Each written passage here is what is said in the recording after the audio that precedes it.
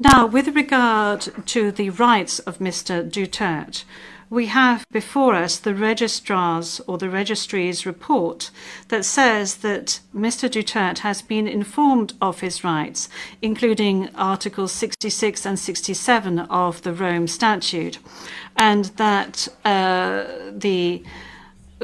that he is aware of his rights and that he is also aware of the charges against him. We have before us the report of the registry saying that he was also aware of the warrant of arrest in the English language and that he is very well versed in the English language. Hihilain ko yan. Hihilain ko yan. Kung maniwala ka, hihilain ko yan. Pero hihilain ko yan.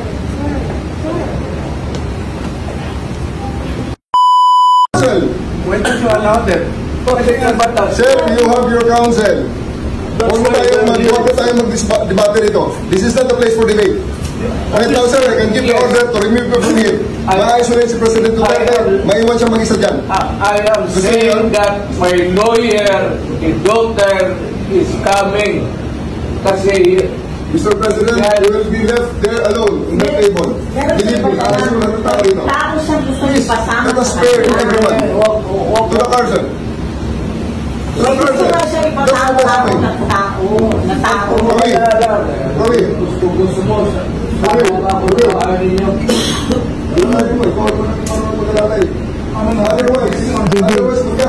Maglalakad lang yan.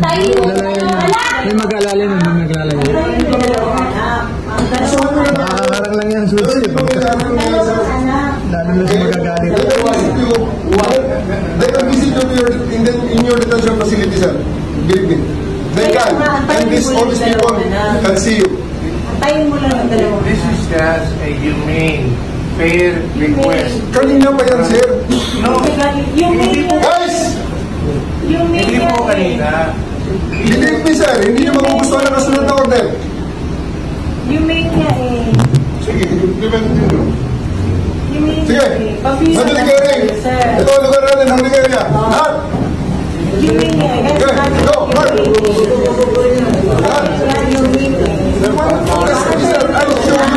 Hintayin niyo yung anak. Kita niyo, 80 years old kayo lahat. 80 years old. Tapos kayo lahat. Do not lay a finger. 80 years old kayo lahat. Go! Hindi makalakad ng maayos. Sandali lang. Ano na gusto niyo? Mangyayari yan. Sandali lang. Oh, attorney. Sir, Hintayin mo I lang. did not listen to his plea. If he's going to live here and live out of the country, he will be there for long. Ang hinihingi niya lang na Ikaw naman, sir, para naman tayong naglulukuhan dito. Kamura-mura ng pamasahe papunta ron. Dalawang anak ng Yes, sir. O, sige. Pamilya ka naman. Dalawang Sige na. anak lang. Guys, alisin niyo na si...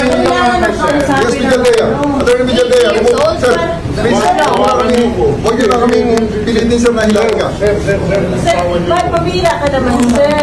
Huwag kang ganyan, sir. Huwag kang ganyan, sir. Huwag kang ganyan, sir. Huwag yung gamitin yung wheelchair kasi naglalakad na naman siya.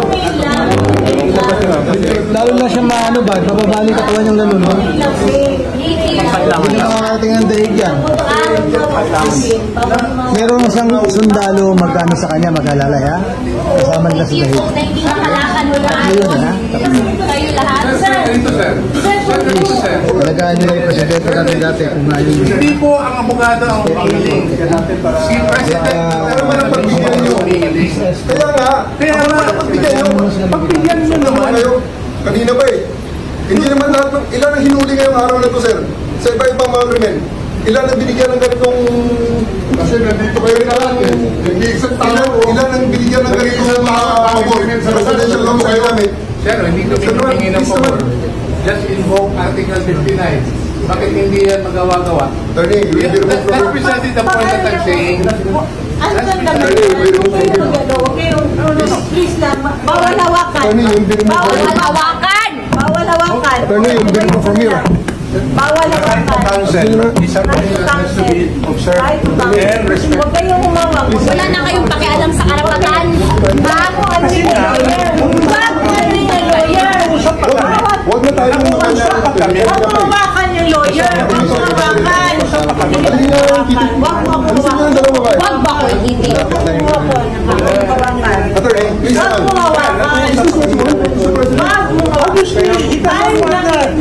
Kayong mga... Huwag mo hawakan yung nanay ko!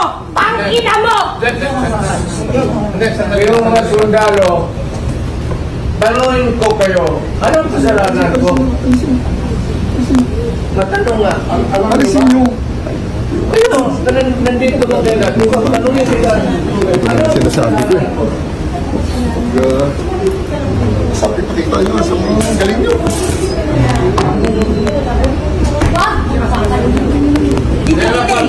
Sandali,